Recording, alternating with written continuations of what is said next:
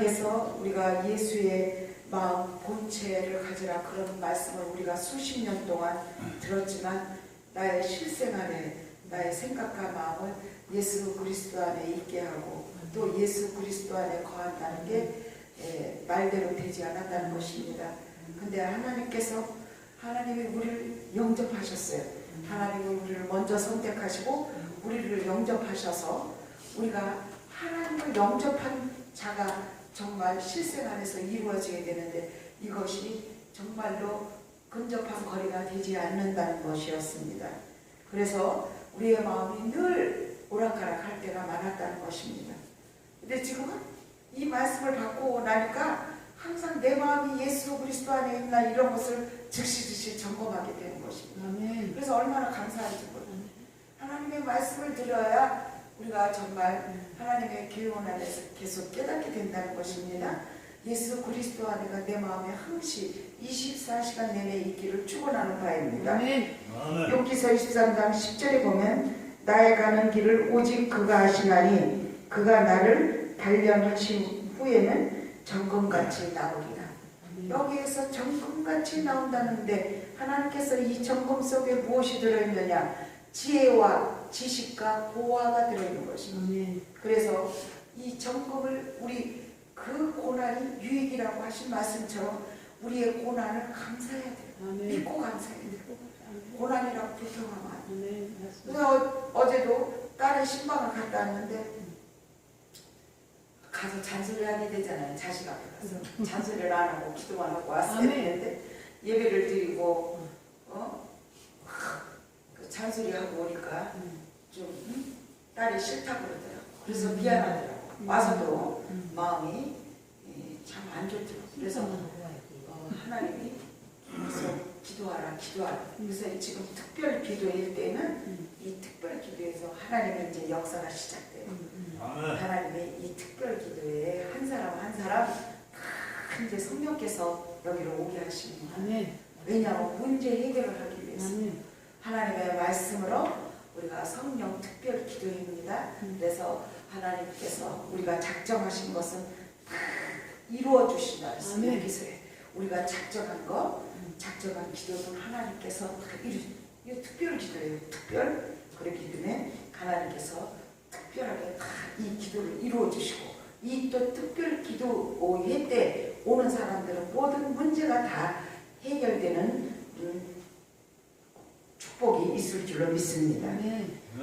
요한복음 신약에 가서 요한복음 1장 12절을 보면 영접하는 자 곧 이름을 믿는 자들에게는 하나님의 자녀가 되는 권세를 주셨으니 그러니까 영접하는 자, 하나님을 영접하는 자, 하나님이 우리를 영접한 거예요. 우리가 영접 기도할 때 우리가 영접한 거 아닙니다. 하나님이 먼저 우리를 선택하고 부르셔서 우리를 영접했어요. 그런데 우리가 정말 영접한 자의 그런 실생활과 그런 상황과 마음과 생각이 이루어집니다. 그거를 즉시 시간 초마다 우리가 적어요. 제가 요새 그런 훈련을 자꾸 하니까 내가 하나님을 영접한 자로서 내가 생각과 마음은 그렇게 가는가 그런 걸 생각하니까 사실은 성령적으로부터 사실 예민해집니다. 굉장히 예민해져요. 왜냐하면 이 말씀을 받아들인다서부터 엄청 예수 그리스도가 내 마음에 있는 것인가 내 생각이 예수 안에 있는 것인가 점검을 하니까 엄청 예민해져요. 내 마음이 초록방경으로 사람은 늘 변하잖아. 그런데 이 말씀 속에서 이 마음을 하면서 내가 그 훈련을 받는 중에 지금 있는데요. 신학교 가서 이 말씀을 듣고 다 신학교 교수를 다 울었어요. 강사들도 말씀을 전하면서 그랬어요. 하나님이 너를 영접하고 우리들을 다 영접했는데 영접한 그런 실행과 그런 삶을 살고 있느냐고 참 물어보고. 그래서 얼마나 하나님 앞에 회개되고 깨닫는지. 하나님의 말씀은 너무나 신실하시기 때문에 늘 아름답고 선하기 때문에 우리가 정말 선하고 착한 사람이 될 수밖에 없어요. 그래서 이번에 기도 모임에서 그렇게 40일 기도하면서 기도하는 또 친구들을 만났잖아요. 그러니까 그 기도한 친구들이 또 문제가 있잖아요. 하는 일이. 거기 가서 도와주다 보니까 아 진짜 경비도 많이 들어요. 거기 가서 도와줘야 되나 얘기 들었는데 얘기만 듣고 끝나는 게 아니잖아. 나는 실제 현장으로 나갔는데 내 목회가 여기까지 현장에 나갔다니까. 그래가지고 그 현장에 가서 있든지 없든지 하여튼 힘껏 전심으로 다 하는 거예요. 근데 하나님이 열매를 맺으셨어. 그런 시간을 보낸 것이 하나님이 열매를 맺으셨다.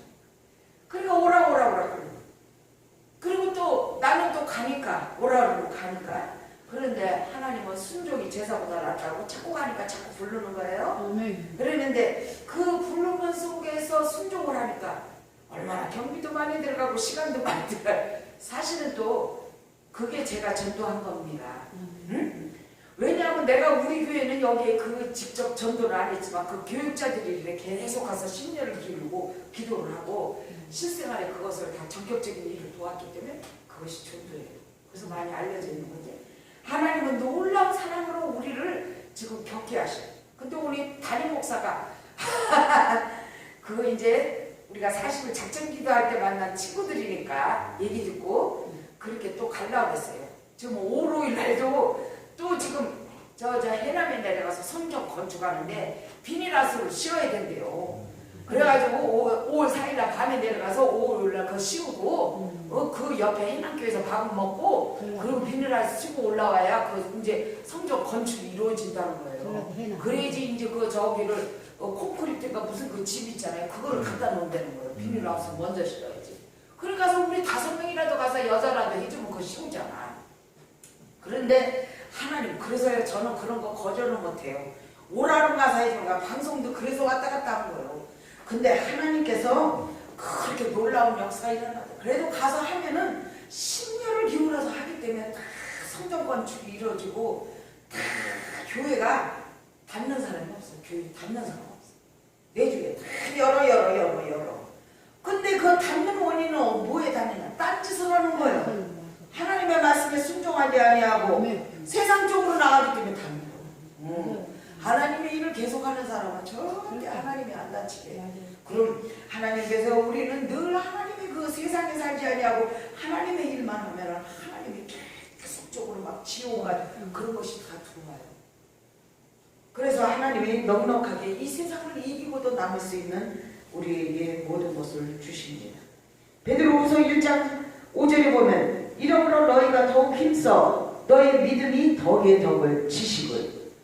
우리가 덕의 덕을, 복의 복을, 또 우리가 재물을 겸비하고 겸전한 자를 만나야 돼요.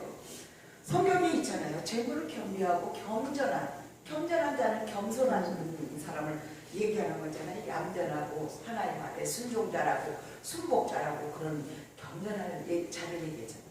그런 사람을 만나고 천군 천사를 만나고 미가엘 천사장을 만나고 천부장을 만나고 50부장을 만나고 100부장을 만나고 그래야 돼. 성경 말씀대로. 그래야지 자꾸 이렇게 부흥해. 저도 이 서울에 교회 올 수 있었어요. 천부장을 만났으니까 이런 교회를 그렇게 하나님이 주시는 거죠. 하나님의 일은 이거하고 상관이 없어요. 사람들은 자꾸 이거를 얘기하는데 하나님의 일은 이거하고 상관이 없는 거예요. 전혀. 믿음하고 상관이 있는 거예요. 믿음의 세계가 얼마나 은밀하게 깊이 내려갔느냐. 내가 하나님 앞에 전심으로 남을 도왔느냐. 전심으로. 하나님이 이런 믿음하고 상관이지. 이런 거하고 상관. 그거는 나중에 따라오는 거예요. 무서워. 근데 사람들은 거꾸로 얘기하는 거예요. 그건 세상 사람식으로 얘기하는 거야. 세상 사람. 세상 사람은 그렇게 얘기할 수 있지. 하나님의 사람은 얘기해요. 하나님의 사람은 믿음의 존재예요. 믿음